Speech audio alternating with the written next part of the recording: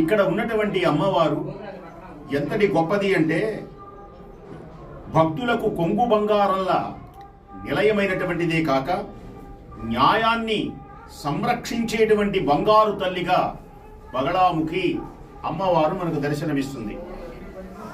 మనోహరమై ఆనందమై ప్రకాశించేటువంటి దుష్ట సంహారిణి అయి విష్ణువు యొక్క దివ్యమైనటువంటి అంశతో సరస్సునందు ఆవిర్భవించినటువంటిది జగన్మాత. ఈ జగన్మాతను ఆరాధించడం వలన ఇది యుగయుగాల నుంచి ఉన్నప్పటికీ 10వ శతాబ్దంలో వెలికి తీయబడినటువంటిది. కాలగర్భంలో అనేకంగా అమ్మవారు దాగి ఉన్నటువంటి పుణ్యమైనటువంటి ప్రదేశం, పునరుద్ధరింపబడినటువంటిది.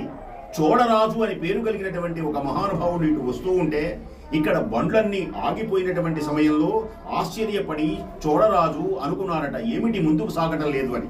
ఒక మహాసిద్ధుడు ఎదురుపడి ఇక్కడ మహాశక్తి ఉన్నది, ఓంకార